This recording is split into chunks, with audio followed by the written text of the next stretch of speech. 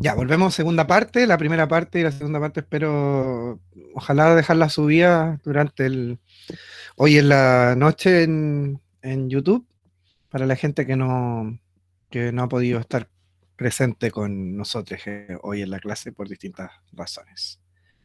Y el Power también se los voy a mandar con el Simón. De hecho, voy a tratar de mandárselos al tiro porque me conozco y se me va a olvidar. Sí, espérenme un segundo. Bueno, mientras hago eso, vamos a explicar otro de los conceptos de Freud y del psicoanálisis, fundamentales, fundamentales, porque este conflicto que veíamos en la clase, o sea, perdón, en el blog anterior, y que representaba un poco en el video también que se estaba viendo durante el intermedio, el yo de alguna manera tiene que resolver esta conflictiva, pues está metido ahí en una pelea, eh, y, y no es como que está en la pelea y no pasa nada, pues durante todo ese periodo donde van pasando este tipo de situaciones, el yo está en conflicto. Entonces, una de las maneras en la cual el yo enfrenta el, el conflicto que tiene, digamos, en el estado consciente, o sea, lo que le va pasando en el día a día, es a partir de ir filtrando la información que le va a permitir o no le va a permitir mantener en equilibrio su funcionamiento, digamos, habitual. Entonces ahí es donde se nos vuelve fundamental entender de que para que, en el fondo, nosotros creemos que, o tenemos la noción de que eh, los estímulos del ambiente nos van afectando y que nos van generando cosas, pero en realidad creo que no tenemos la noción completa de cuántas cosas nos afectan y cuántas cosas enfrentamos realmente en el plano de lo consciente versus las cosas que pasan hacia el lado inconsciente y que en algún momento van a querer salir y nos empiezan a generar conflictos. Y es ahí donde el yo también se ve en pugna frente a estas, digamos, fuerzas potentes que son el super yo y el ello. Es en ese contexto, entonces, donde aparece lo que conocemos como los mecanismos de defensa. Los mecanismos de defensa son estrategias, perdón, psicológicas que son bastante subjetivas porque va a depender de la persona, de la situación, del contexto y de una serie de variables eh, que van a determinar si se van a activar o no.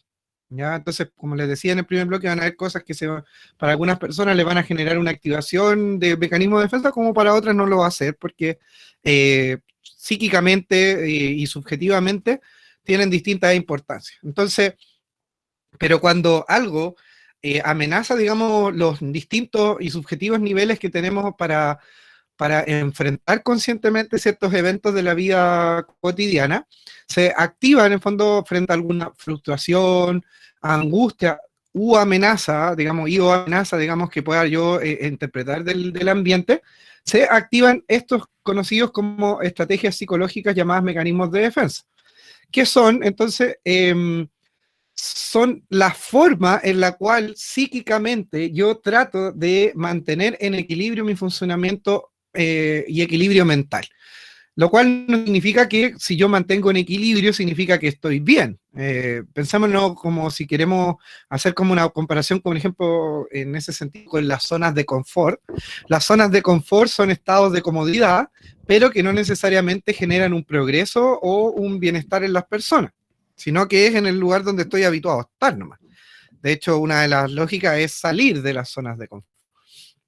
Entonces, en ese sentido, el mecanismo de defensa, cuando actúa de una manera propicia, porque todos, todas y todos tenemos mecanismos de defensa y los utilizamos constantemente, y parte, digamos, de estas clases es empezar a reconocer o ir concientizando la utilización de los mecanismos de defensa, no solo en mí mismo, en mí misma, sino en el resto de las personas.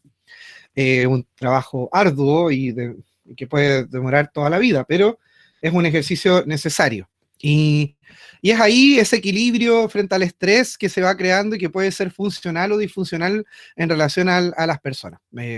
puede ser de que ciertas cosas me mantengan bastante bien en funcionamiento, pero cuando yo voy de alguna manera abusando, entre comillas, inconscientemente de la utilización de estos mecanismos de defensa, o se van sucediendo con otros mecanismos de defensa al no resolver las conflictivas que me están generando estos niveles de estrés, la situación se va complejizando y puedo empezar a desarrollar sintomatologías y posiblemente enfermedades y trastornos de la salud mental. Entonces, si hay situaciones que yo tiendo a no enfrentar de manera inconsciente, porque ojo que los mecanismos de defensa son inconscientes, eh, van a generarme primero ciertas sintomatologías que son más leves, podríamos decirlo, como puede ser un estrés, un síndrome ansioso, con las distintas características que puede tomar, pero esto, si yo no lo resuelvo, me puede ir llevando a otro tipo de trastornos, como pueden ser crisis de angustia, crisis de ansiedad, el desarrollo de sintomatología o de un trastorno depresivo, y en el caso de ya a niveles más complejos, podría generar la aparición de trastornos de tipo delirante, trastorno de salud mental grave y posiblemente, eventualmente, si no existe un tratamiento en ese punto, podría llevarnos hasta el suicidio. Entonces, las consecuencias en el fondo de estos mecanismos que son básicamente naturales de enfrentamiento pueden ser muy, muy, muy complejas y muy graves para las personas. Así que por eso que hay que entenderlo desde esa lógica. Primero, entender cuáles son las características de estos mecanismos de defensa. Primero, entender que si bien son dispositivos del yo, o sea, es el yo el que se está defendiendo frente al ambiente, son al mismo tiempo inconscientes. Entonces, eso quiere decir que el yo genera un estado de alerta, pero no es capaz de enfrentar la situación. Entonces, esa situación se va se va directamente hacia el inconsciente. El yo no se siente capaz, si podemos decirlo de alguna manera, entonces le hace como una maniobra y esquiva la información y se va directamente al inconsciente. Entonces, es el yo el que se defiende, es un mecanismo, es inconsciente y se aloja en el ello, básicamente, o sea, lo aloja en la parte inconsciente en términos estructurales, porque no se está resolviendo la situación. El mecanismo de defensa no permite que se resuelva la situación, permite el equilibrio de funcionamiento psíquico, pero no la resolución de los conflictos. ¿Un mecanismo de defensa me podría salvar la vida? Sí, me podría decir, o sea, no es que el mecanismo de defensa sea negativo, me podría salvar la vida, me podría salvar en muchas situaciones, pero no necesariamente implica que yo estoy enfrentando el problema, que es base también del psicoanálisis. Consisten entonces en arrojar fuera de la conciencia algún aspecto de la realidad, ya sea física o psicológica. Su objetivo último es evitar la angustia o dolor psíquico que esos conflictos provocarían en la conciencia, ¿ya? Ojo que también ahí lo decía en el video, en el intermedio, un poco, que es también el tema de evitar el displacer. Cuando todo lo que me genere algún tipo de tensión es evitar el displacer. Acá tenemos un video, pero ese se los voy a dejar para que lo vean después en sus casas. Les mandé las diapositivas con el video, porque probablemente acá se va a pegar y para poder avanzar. De hecho, parece que ni está el video. Ah, no, sí está. Ya. Bueno, vamos a ver algunos mecanismos de defensa con los cuales vamos a trabajar en un ejercicio práctico el día de mañana. Y hay dos mecanismos de defensa básicos que la mayoría de las personas utilizamos habitualmente, que son la represión y la negación. ¿En qué consiste cada uno? La represión consiste en la eliminación desde la conciencia de un contenido vetado. La represión corresponde al yo, o sea, el que reprime es el yo, y lo reprimido al ello. Y acá es donde se explica mayormente y nuevamente lo que comentaba en un principio. Es el yo el que reprime, pero el contenido se va al ello, no pasa por el yo. Es como que el yo tuviese un escudo, con el escudo tira la información hacia el ello, ¿ya? Entonces, la represión implica que yo filtro la información y hago que no esté en la conciencia y se vaya, digamos, hacia el inconsciente. Vamos a dar un ejemplo. Un niño o niña vive un recuerdo traumático en la infancia y lo reprime de manera que con el paso de los años llega a olvidarlo y así evita enfrentarse a esa vivencia. ¿En dónde podemos ver casos de represión puntualmente? En situaciones de estrés, lo que conocemos también como el estrés postraumático. Personas que se ven enfrentadas a eventos que les generan, digamos, un malestar psíquico, físico puede ser también, que no es capaz la conciencia de poder aceptarlo y que se va directamente hacia el inconsciente. ¿Y cómo sucede esto? Por ejemplo, imagínense el caso de una acción violenta, como puede ser un asalto o un accidente de tránsito. La persona se ve en una situación de tal vulnerabilidad que el yo esquiva la información, por lo cual esa información puede ser que yo la olvide. Eh, Te puedes acordar de que, no sé, ibas caminando por la calle y después no te acuerdas hasta que estabas en tu casa. Y no te recuerdas de que te asaltaron, que te pasó algo, no, no está, desaparece. Lo mismo en un accidente, puede ser que la persona se acuerde en momentos previos que iba en un vehículo, en un de transporte público, privado, como sea, y luego se recuerda cuando está en el hospital y no sabe qué pasó. ¿Ya? Ahí, dentro de la lógica freudiana, psicoanalítica, el yo, para evitar de que se genere una desestructura en el funcionamiento psíquico de la persona, reprime esas situaciones. Lo cual, ¿qué implica? Reprimir no significa eliminar la situación. Cuando decimos eliminar de la conciencia, es eliminar del plano de la vivencia del momento, real del momento, entendiendo real como desde la persona. Lo cual, pero no implica que eso desaparece. Cuando yo lo envío de alguna manera al ello, esa información está ahí. Entonces, ¿qué es lo que pasa? Que muchas veces esa información puede querer volver a salir y a las personas se le empiezan a manifestar de distintas maneras. Hay personas que empiezan a soñar con esas situaciones, eh, pues sueñan con los accidentes, en este caso, o como el asalto que decía, o en situaciones violentas que en el fondo es como el ello diciendo, este conflicto lo tienes que resolver, no basta con echarle tierra, que la represión es como eso, en el fondo es como, tengo algo que no me parece, hago un hoyito, le echo tierra, pero en algún momento va a llover o va a pasar viento y eso va a salir. Entonces, eso es a lo que debería buscar, digamos, la persona. Ya, voy a leer la pregunta al tiro, María. Ay, ¿qué pasa con este chat? Eh, claro, podría eventualmente pasar con fenómenos disociativos. En ese sentido, mira, la negación es mucho más ligada al proceso disociativo y lo que es la que viene al tiro. Así que lo vamos a explicar al tiro. ¿Ya? Pero claramente cuando hay una represión de contenido también de alguna manera hay una desconexión sobre la realidad, lo cual no necesariamente puede ser construido como una disociación, ¿ya? Pero por ahí vamos. Bueno, cuando este mecanismo fracasa o amenaza con fracasar, se recurre a otros complementarios como los que vamos a ir viendo a continuación. La represión, como otros mecanismos de defensa, pueden ir en conjunto. No todos pueden ir en conjunto, algunos son como medios contrarios entre sí, pero se pueden ir sumando. Mientras más mecanismos de defensa son, más compleja es la situación, ¿ya? La, no, el trastorno de personalidad es múltiple.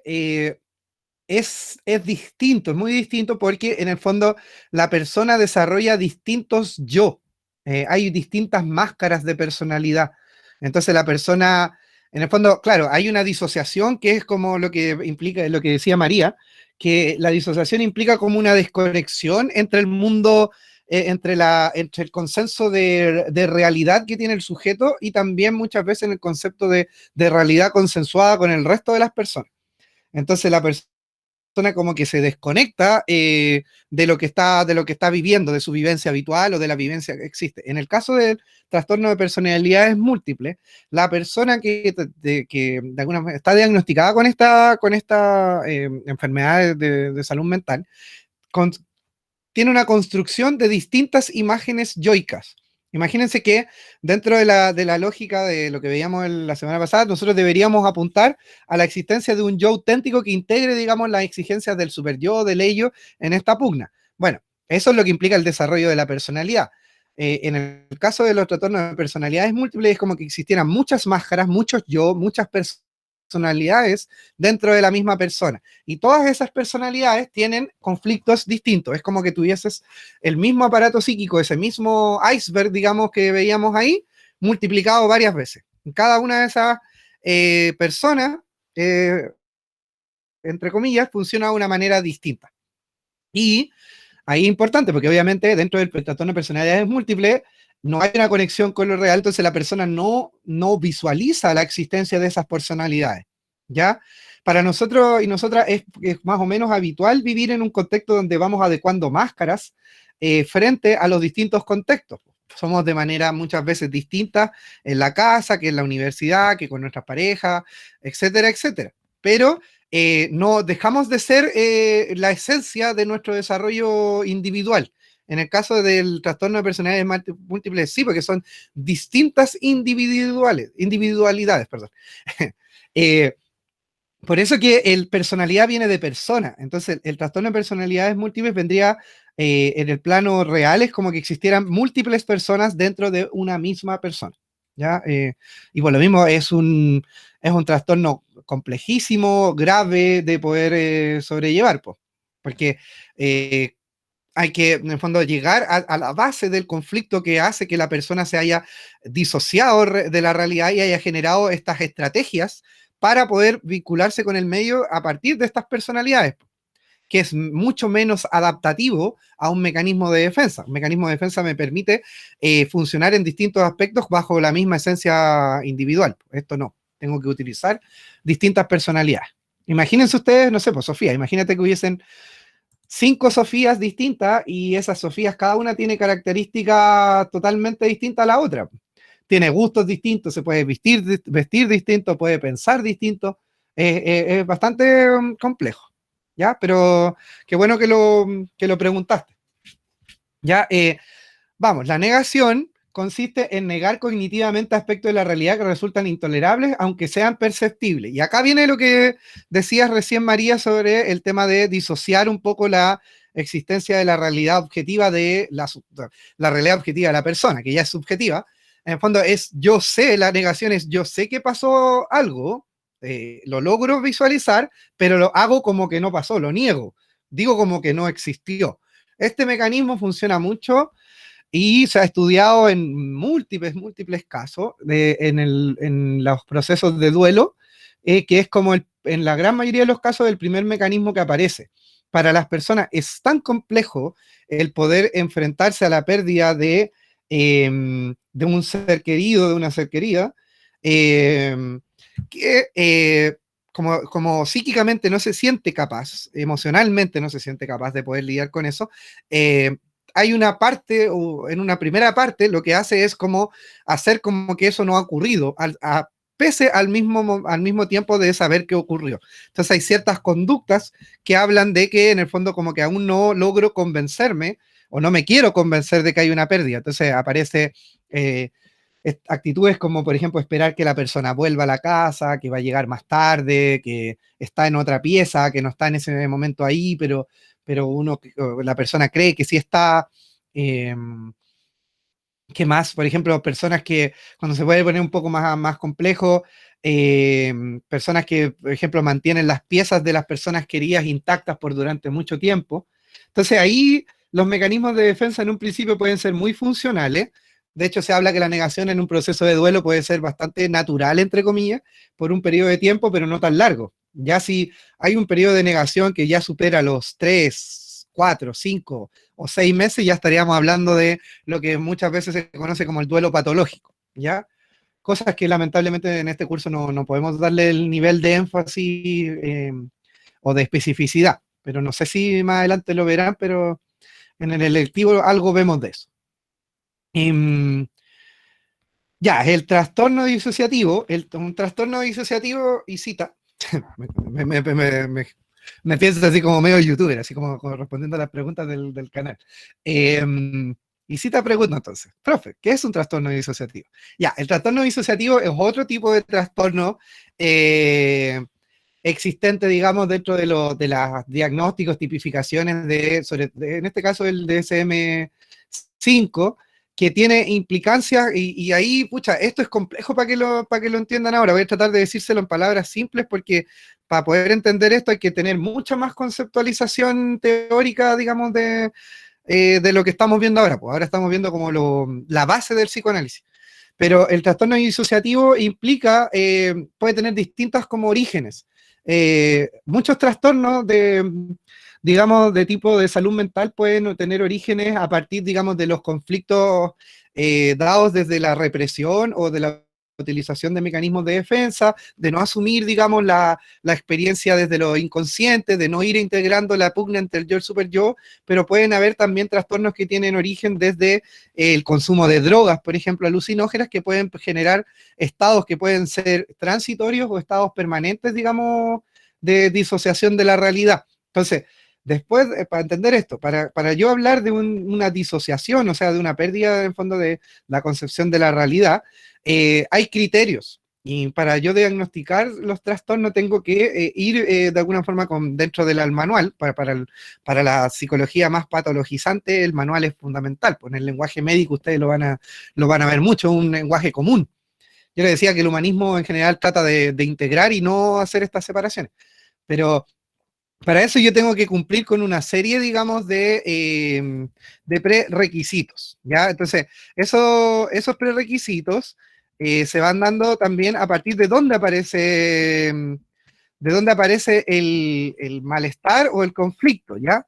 Eh, y el trastorno disociativo en sí mismo podría ser uno de estos trastornos que se dan en su gran mayoría como de manera como más temporal que sostenida en el tiempo, y en general aparecen a partir de eventos que son de tipo traumático. Y ahí volvemos a lo que había preguntado un poco, creo que tú habías preguntado en en algún momento, no recuerdo, creo que tú lo mismo lo dijiste con el tema, y ahí aparece, por ejemplo, lo que podría pasar con el tema de pasar por un evento como muy complejo, como puede ser un accidente, ¿ya? Entonces, el trastorno disociativo podría también eventualmente generar la aparición de otro tipo de otras instancias como personalidades, parecidas, digamos, al trastorno de múltiples personalidades. Pero ahí el tema es fundamental, es que son los énfasis diagnósticos en psiquiatría y en psicología. Cuando nosotros, los profesionales de la salud mental, queremos hacer un diagnóstico, tenemos que hacer lo que se llama el diagnóstico diferencial. Hay diagnósticos que son muy similares. El trastorno disociativo con el trastorno de personalidades múltiples tienen sintomatología y accionar a ver, como muy común, muy similar, pero tenemos que llegar al origen. Por eso que es importante la lógica psicoanalítica, porque es desde el origen interpretativo donde yo puedo entender hacia dónde llevó el trastorno, por qué llegó hacia allá. Entonces, en ese sentido, podríamos hablar de que un trastorno puede, o alguna sintomatología puede llegar a ser transitoria o mantenerse permanente a partir de esa diferenciación. También hay diferenciaciones que en unos manuales te va a aparecer trastorno de personalidad múltiple, en otros te va a aparecer trastorno disociativo, en algunos otros te van a aparecer que son lo mismo, en algunos te van a aparecer que son distintos, pero ambos tienen que ver con el trastorno disociativo. Lo que tiene es el origen a partir de un evento traumático que yo puedo posicionar en el tiempo y en el espacio. En el caso del trastorno de personalidades múltiples, no necesariamente puedo ubicar en el tiempo y el espacio un evento traumático determinante, pueden ser múltiples eventos, ¿ya? Entonces ahí entra el análisis, que es un poco más complejo. Espero, sé que no te estoy respondiendo la pregunta completa, pero quiero que entiendas de dónde se afirma un diagnóstico, ¿ya? Para poder entender de que son trastornos que van a funcionar de manera similar. Igual el diagnóstico de personalidades múltiples, dice Irma, es bastante cuestionado. Así es. Eh, Sofía dice que existe una mujer con 2.500 personalidades. Bueno, eso, bueno, ahí es un tema también, como dice Irma también, es un tema polémico. La verdad, yo tengo mis aprensiones también sobre el tema. Yo siento que el trastorno de personalidades límite, de personalidades, perdón, de múltiples personalidades, eh, es como casi es como un trastorno que es tan llamativo que en el fondo es como ya, como que es como entretenido hablarlo, pero no sé cuánto realmente asidero tenga en la realidad dentro del análisis, digamos, de los múltiples factores que hay ahí. No digo que no exista, pero creo que se le da un carácter, digamos, como más estereotipado, como medio caricaturesco, si queremos decirlo. Yo la verdad no sé, yo he leído lo que dice Sofía sobre las 2500 personalidades, he escuchado varios casos sobre este tipo de cosas, pero no, la verdad, no sé si es posible que una persona tenga 2500 personalidades. La verdad lo veo. Ya imagínense luchar con el desarrollo de una personalidad ya conflictuada por una lucha entre el yo y el super yo y tener 2500 conflictos. Miren, lo veo un poco difícil. ¿Ya? Les voy a mandar un link donde hay un ejemplo de un trastorno. Este antes lo utilizábamos para. Hacíamos un trabajo, me acuerdo, en los años anteriores a partir de este caso. Ahora no vamos a hacer esto, pero lo vamos a mostrar, ¿ya? Aquí vamos a ver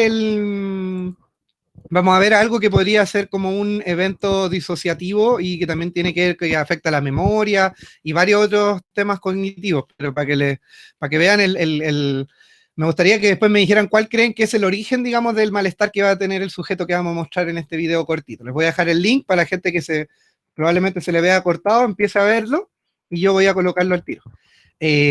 Marcela pregunta, ¿qué es el alter ego? Ya, el alter ego.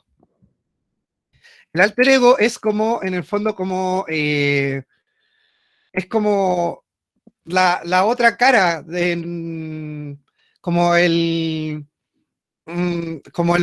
¿cómo podríamos decirlo? Es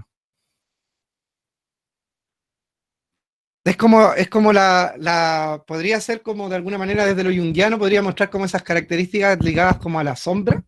El alter ego es como vendría a ser como nuestra versión como un poco menos validada o aceptada. Tendría que ver como un poco con este ejemplo simbólico de mirarse al espejo y no reconocerse. Por ahí va el concepto de alter ego. Que creo que no es psicoanalista, desde el psicoanálisis. Ya, les voy a mostrar el video y el resto puede verlo ahí desde sus casas.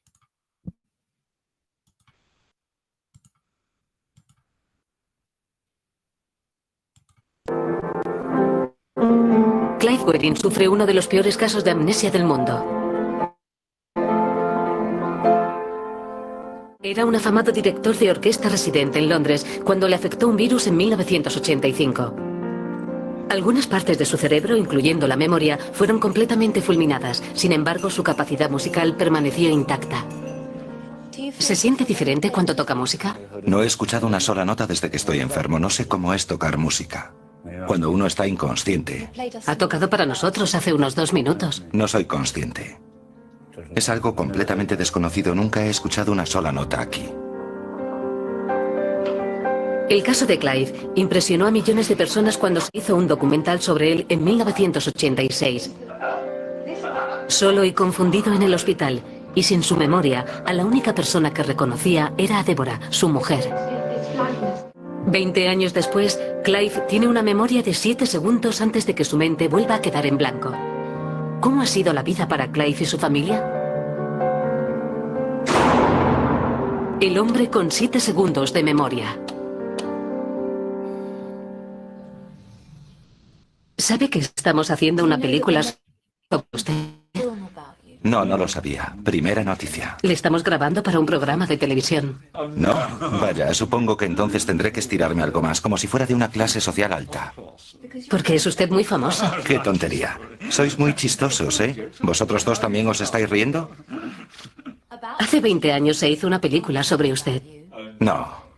Justo después de que enfermara. Se llama Prisionero de la Conciencia. Santo cielo. Y 20 años después vamos a hacer otra película sobre usted, porque la anterior la vieron millones de personas a quienes les gustaría saber cómo se encuentra ahora. Santo cielo. Le conocen millones de personas. ¡Qué vergüenza! Y ahora saben demasiado sobre mí. Llevamos viniendo a verle varias semanas. Ya veo. ¿Y les pagan por venir? Afortunadamente sí. ¡Hurra!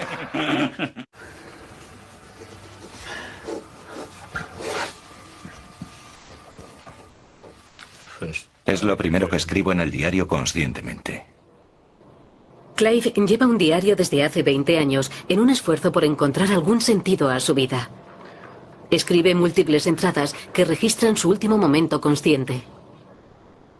Y miraba al reloj para ver a qué hora estaba sucediendo este acontecimiento tan señalado, el de la primera consciencia. Y a lo mejor escribía 10:06, despierto por primera vez. Y luego volvía a tener la misma sensación y escribía 10:07, despierto por primera vez, verdaderamente despierto por primera vez. Ignorar la entrada anterior. Ahora sí que estoy despierto. Este es el auténtico primer despertar. Así que los diarios son, línea por línea, una sucesión de asombrados despertares.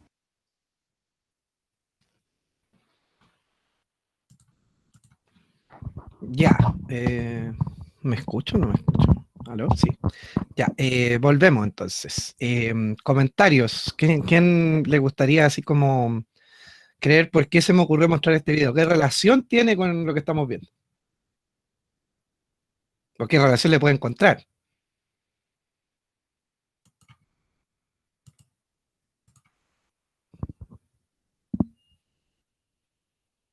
¿O no tiene nada que ver?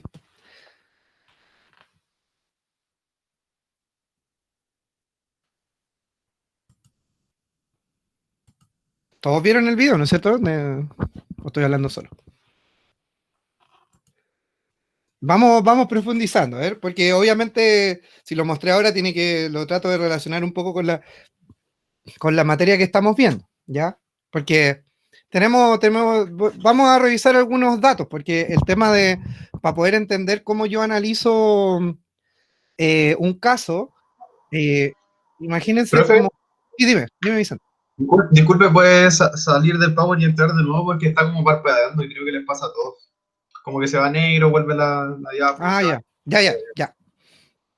Lo saco al tiro, ya. ¿No les gustó el efecto discoteca?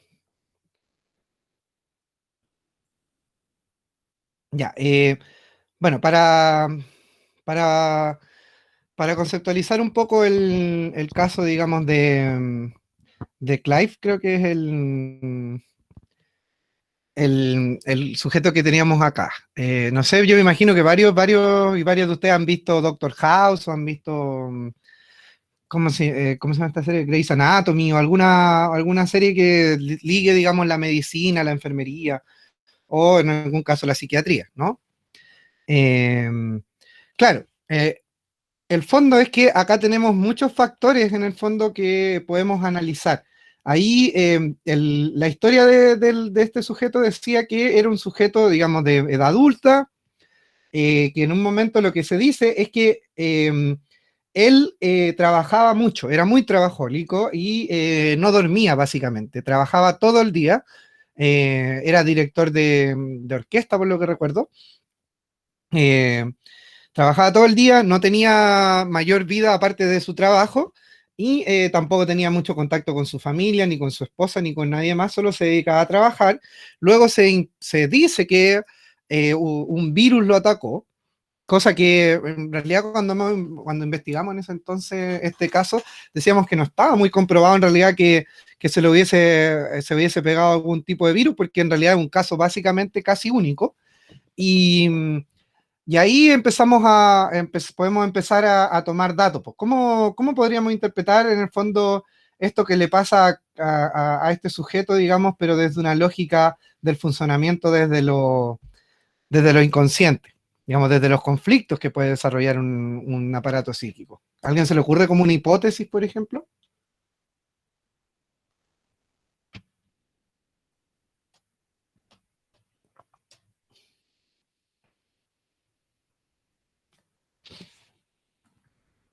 Vamos, arriesguémonos nomás. ¿Qué es lo que podría haber llevado a que una persona le pasara esto? Ya ahí tenemos como Jeremy dice, reprime su recuerdo. Claro, pero ahí tenemos una sintomatología. Ya, ahí por ahí vamos. Quizás el estrés sostenido producto de la pega, ya, pero el estrés me puede llevar a esto, ¿solo el estrés?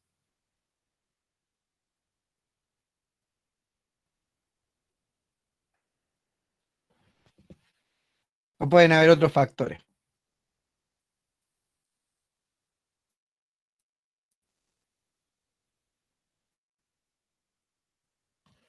Vamos, arriesguémonos nomás, sí, estamos armando con lo poco que sabemos nomás.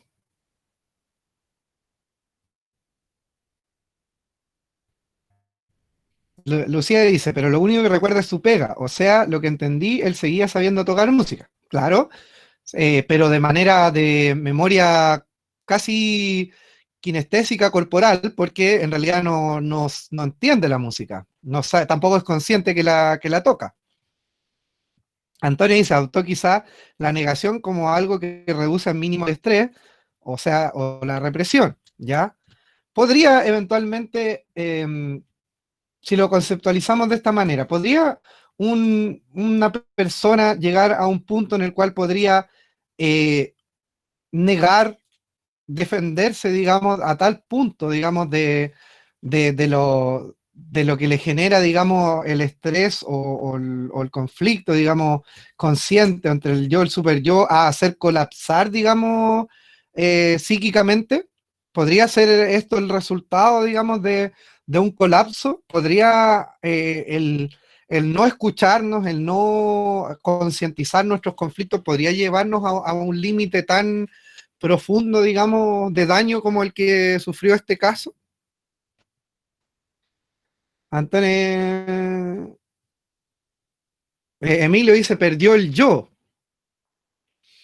O sea, él igual se logra diferenciar como una persona independiente, individual, más allá de como, a lo que voy quizá con el análisis, más allá de analizar las estructuras como en lo que está ahora, es qué es lo que lo llevó hacia allá, ¿ya? ¿Qué es lo que, con lo que puede llevar hasta ese punto?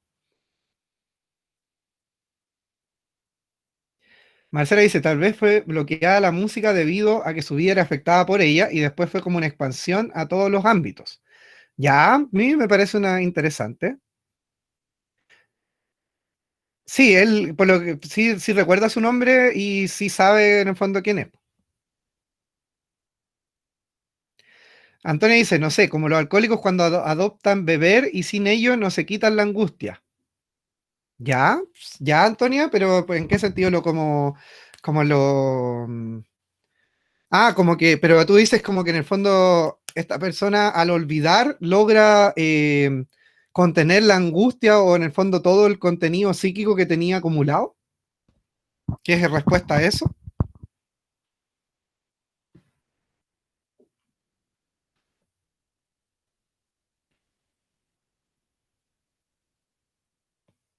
Aquí igual pueden aparecer varias preguntas en el fondo. Lo psicológico, el conflicto psicológico podría generar un daño a nivel cerebral. Esa es una de las primeras preguntas que nos podríamos hacer.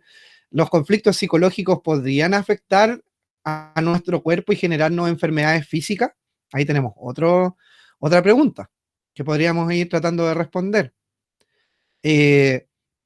Si queremos interpretarlo un poco desde la lógica, digamos, psicoanalítica, podríamos ver que en el fondo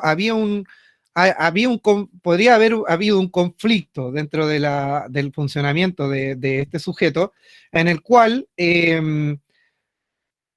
la música, como decía por ahí alguien, evitaba el enfrentarse a otras situaciones de la vida que podemos, en este caso, lamentablemente, como en el video no la alcanzamos a ver, podrían ser otras, como, no sé, tener una mala relación familiar, no encontrarle sentido a tu vida más allá del trabajo, etcétera, etcétera. Y la música podría, y el trabajo en sí mismo, podría generarse como una vía de escape, ¿no? Como una vía de escape, como decía un poco también la Marcela, ¿o no?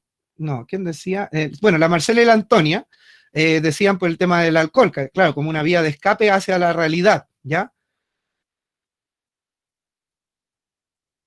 Después te respondo, Jeremy, pero buena pregunta también. Podríamos ver que en el fondo podría haber existido un conflicto que el sujeto en este caso podría haber estado negando y evitando durante mucho tiempo, lo cual va generando una carga no solamente psíquica, sino también una carga física que en algún momento puede haber, entre comillas, por decirlo coloquialmente, explotado y haber generado un daño irreversible, como puede ser en ese sentido la pérdida de memoria, como podría ser en otros casos, como veíamos hace un ratito, la disociación, como podría ser la existencia de personalidades múltiples, como podría ser el desarrollo de alucinaciones o el desarrollo de una esquizofrenia. Para algunos también podría ser el desarrollo de enfermedades físicas puntuales. Entonces, si bien el caso necesariamente no responde, o no podríamos decir que responde solo a temas de índole psíquica, psicológica, podría ser una de las hipótesis diagnósticas. ¿Por qué me acordé de eso? Porque el ejercicio que hacíamos antiguamente en el curso era que por grupos tenían que tratar de ver y analizar cuáles podían ser las múltiples explicaciones que le podemos dar a un fenómeno. Y acá eventualmente podemos tener explicaciones psicológicas, físicas, internas, pueden ser enfermedades externas como era el virus que se planteaba y muchas más, pues podemos ver temas sistémicos como el funcionamiento familiar y etcétera. Podemos hacer un análisis que nos podría llevar a que la causa de esto podría ser una, como podrían ser varias al mismo tiempo. Y por eso lo tomé en relación a lo que hablábamos del trastorno disociativo y trastorno de personalidades múltiples, porque eventualmente cuando ustedes estén en alguna situación donde haya que hacer algún tipo de diagnóstico, si están en la parte psicológica o psiquiátrica, se van a dar cuenta de que antes de emitir un diagnóstico debería haber todo un trabajo de diferenciación y de origen de la posible causa de lo que le está pasando a una persona en determinada situación. No puedo asumir que es una enfermedad física porque mi noción o mi formación me dice que todo tiene una construcción desde lo físico. No puedo decir que es psicológico porque mi información me dice que todo tiene una construcción psicológica, sino que tengo que tratar de integrar y analizar multifactorialmente las posibilidades, digamos, de diagnóstico sobre un caso puntual. ¿Ya? Jeremy pregunta, ¿en qué se diferencia el caso del video con el Alzheimer aparte de la edad que le pasó? Este es un caso, a ver, yo no soy muy conocedor del Alzheimer, pero el Alzheimer es una situación degenerativa, lo cual implica que va generando daño crónico a través del tiempo, lo cual va haciendo de que se vayan perdiendo capacidades a partir de un lapso de tiempo subjetivo, pero continuo, y en este caso se da de una manera podríamos decir de golpe. Él amanece un día y no recuerda, ¿ya? Ahí podríamos ver una diferencia bastante notoria entre ambos casos. No sé si ahí alguien conoce un poco más de Alzheimer. Pues. Hay un cambio neuronal en el Alzheimer, ahí está demostrado que hay un cambio importante en la parte más bien física. En el caso de la amnesia disocial que tenía esta persona, seguramente no se observaría ese cambio. Y es una amnesia, en el caso del Alzheimer, es una pérdida de memoria reciente. Lo que se va perdiendo, se dificulta la capacidad de guardar lo que estás haciendo recientemente. Las personas con Alzheimer pueden seguir recordando lo que tienen guardado en el disco duro de antes. Entonces, recuerdan la infancia, la adolescencia, cosas así, pero no recuerdan lo que hicieron recién, porque lo que hicieron recién es lo que no queda impregnado en la memoria. En el caso de la amnesia disociativa, que es lo que tiene esta persona, este sujeto, es una negación, o sea, no es que no quede guardado, se guarda, pero él no lo recuerda, algo así. Oye, Irma, ¿cómo veis tú, por ejemplo, desde tu perspectiva, el tema de cómo lo podríamos ver desde la psicología o desde el psicoanálisis, esa disociación en el fondo que existe dentro del sujeto, más allá de lo que podríamos ver desde lo médico? No entiendo bien tu pregunta, ¿cómo lo veo desde...? Como que tú también me dices, hay como una negación, ¿no es cierto? Como claro, en ese sentido. Claro, que así se describe el trastorno de amnesia disociativa, que es un trastorno que está descrito tanto en el CIE-10 como en el DSM-4, y que de alguna manera la persona, no puede recordar información personal importante para ella, para la persona. Y generalmente se asocia esta pérdida de memoria que se llama amnesia, ¿cierto? Se relaciona con acontecimientos de tipo más bien traumáticos o estresantes. Podría ser Ujú. en el caso de esta persona que el estrés laboral fue tan acumulado, tan grande, y probablemente, y aquí me voy a carrilear nomás, perdónenme, pero Sí, dale, no, probablemente asociado, por ejemplo, a culpas por no dedicarse a su familia o algo así, justamente. bueno, que va por ese lado, digamos, entonces fue tanta la tensión que acumuló que la persona prefirió, entre comillas, inconscientemente, olvidarse de sí mismo, ¿ya? Porque de Justamente, hecho él se olvidó que era un músico. Podía claro. acordarse que se llamaba Klaus, pero no se acordaba que era músico, no se acordaba que era casado, o sea, en el fondo niega todos los acontecimientos biográficos que le son de alguna manera un peso producto del estrés que venía acumulando. Ahí lo único es que sí, lo que él recordaba era el nombre de la esposa. Eso sí lo Ujú, recordaba, era lo único que claro. recordaba. Pero lo que dice Irma creo que resume completamente lo que podría ser una hipótesis a partir, digamos, de lo que estamos viendo en términos de funcionamiento psíquico, de mecanismos de defensa. No, yo ahí no aportaría nada más. Creo que Ujú. está súper completo. En el fondo, pero que lo que yo, por lo menos, no sé si Irma querías aportar algo más a partir de eso para No, no, después no, como concluir. eso nomás, eso nomás. Y estaba viendo lo que puso Sofía Reyes y claro, tiene razón, que el caso es más parecido a esta película como si fuera la primera vez que al Alzheimer, efectivamente. Claro, que es en la película, ¿cuál es si fuera la primera vez? De La una de... chica, la chica que tiene un novio, pero que todos los días Ah, se olvida que es su novio, digamos. las 50 primeras citas la conozco yo esa. Ya, La- no sé, puede que se llame así, no sé. sí, la de Adam Sandler, sí, sí, también la vi, claro. Esa, exacto, sí. Sí, se parece más a ese que al Alzheimer. Muy bien ahí, Sofía. Muy bien ahí, hizo un diagnóstico diferencial. Eh, ¿Cuál era la idea de discutir un poco este video? Es entender que en el fondo la complejidad del comportamiento mental humano y del grado al cual pueden llevar los conflictos nos pueden llevar a desarrollar trastornos y enfermedades muy, muy graves y muy, por decirlo de alguna manera, como bien sorprendentes como la que veíamos acá. No diciendo de que en el fondo la explicación que dio Irma, que yo también comparto, podría ser como una hipótesis bastante creíble, en verdad. ¿Ya?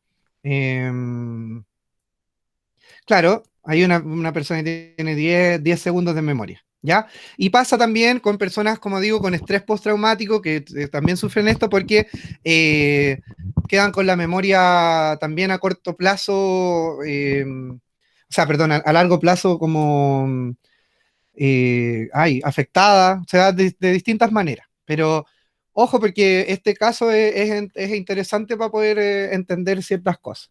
Vamos a quedar hasta acá porque ya van a ser las 5 de la tarde y mañana terminamos de ver los otros mecanismos de defensa y si no alcanzamos a ver el tema práctico en clases, lo dejamos para que lo puedan realizar ahí en las casas. Van a tener que ver un capítulo de una serie y contestar a 2 preguntas, ¿ya? Y que van a aplicar aparato psíquico y mecanismos de defensa, ¿ya? Así que eso no les voy a dar la posibilidad de pregunta en estos momentos porque no quiero matar su tiempo, pero si alguien quedó con dudas, por favor anótela y mañana podemos partir con esa duda y pregunta, ¿ya? Muchas gracias por la participación en el día de hoy. Espero que vayan quedando claros estos conceptos que son bastante complejos de entender, pero que ténganse paciencia que lo van a lograr entender y lo van a poder aplicar en algún momento. Dale nomás, Irma. Cariños a todos, nomás saludos y cuídense. Nos vemos Muchas, mañana. muchas gracias, Irma, también por la participación.